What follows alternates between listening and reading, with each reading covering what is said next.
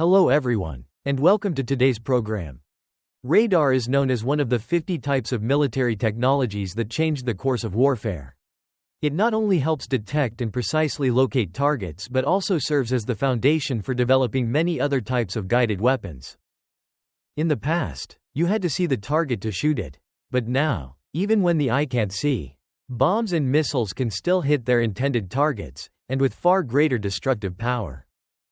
Because of that, the Vietnamese military had to advance rapidly, developing new technologies and positions. One of the most crucial, yet least known roles within Vietnam's air defense forces was the radar operator, the person who reads and filters radar signals to identify the exact coordinates of enemy aircraft and decide when to launch missiles. Because of its importance, the position was extremely selective.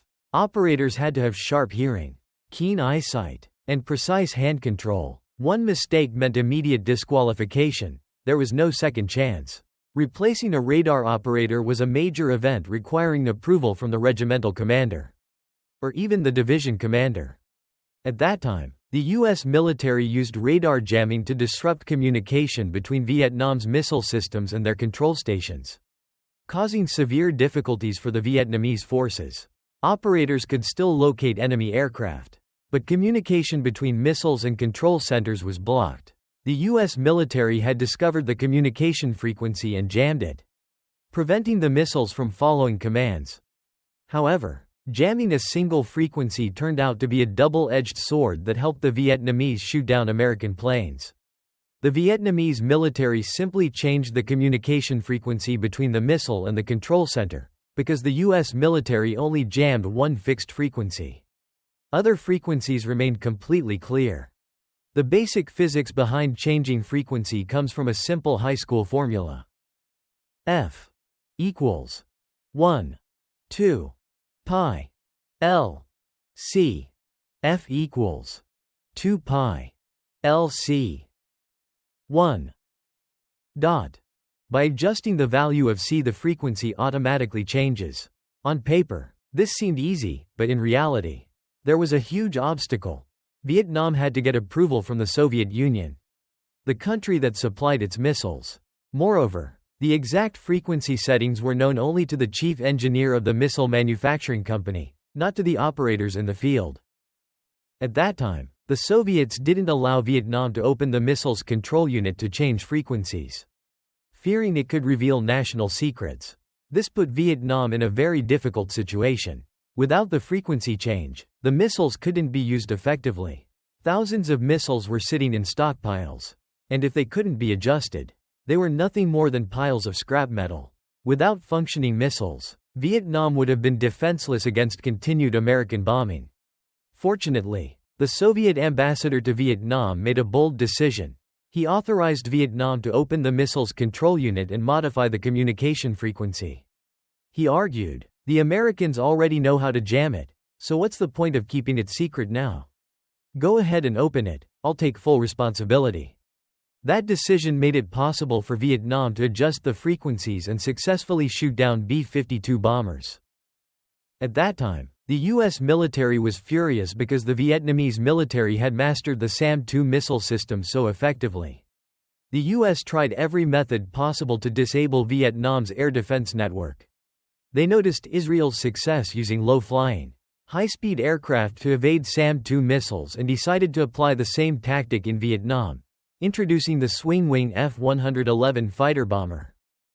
But the U.S. made a major mistake. The strategy might have worked for the Egyptian forces, who were poorly trained and lacked discipline, but not against Vietnam, a nation known for its courage, intelligence, and creativity. The U.S. spent $15 million per F-111 aircraft. It featured advanced variable sweep wings, allowing it to take off and land on very short runways. When taking off, the wings extended outward. Once airborne, they retracted to increase speed. Unlike the older F-105, which needed a 1.6 km runway, the F-111 could take off from almost any airbase while maintaining high speed. Equipped with the AN/APQ-69 radar, one of the most advanced systems of its time, the F-111 could detect and attack targets at lightning speed while gathering precise reconnaissance data. According to U.S. claims, the F-111 could fly as low as 70 to 80 meters above the ground, follow the terrain, and reach near supersonic speeds of 300 meters per second while carrying up to 10 tons of weapons, including nuclear bombs. On paper, this invincible aircraft sounded unstoppable, a machine that nothing could touch. But for the Vietnamese military, those American boasts were nothing more than sales talk. After just 10 days of combat, the first F-111 was shot down in western Ha Tinh by anti-aircraft guns from the 280th Regiment.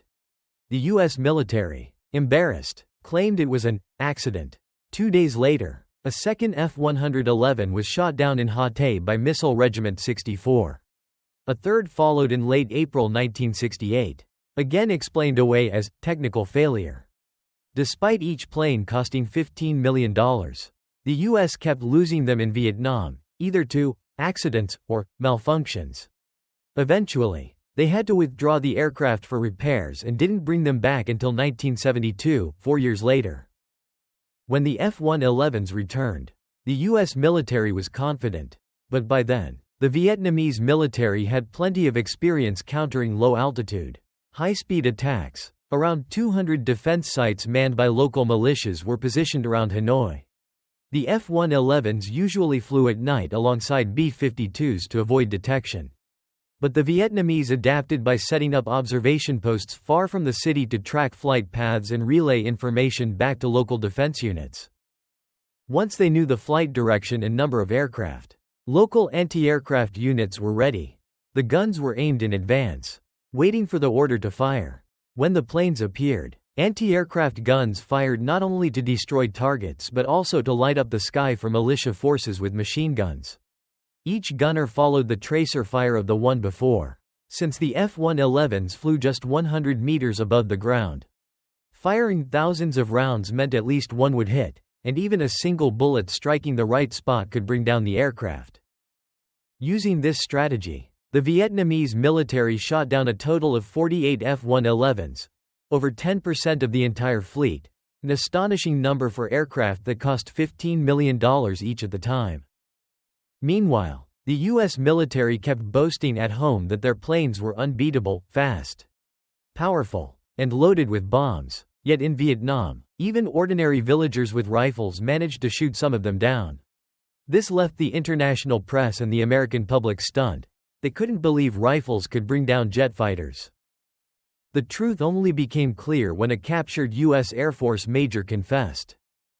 "Your low-altitude fire is terrifying. A single 7.62 mm bullet from a rifle can damage a jet as badly as a SAM-2 missile." That was exactly how the Vietnamese military fought back against the F-111, a plane designed to defeat the SAM-2. But that still wasn't the most dangerous weapon the Vietnamese faced from the U.S. military. There was an even deadlier one, the dry missile, a type of missile that could detect radar signals and dive straight down to destroy the entire radar base. So how did the Vietnamese military overcome this deadly threat? Stay tuned for the next episode. Remember to like and subscribe to get notified when the next video is released.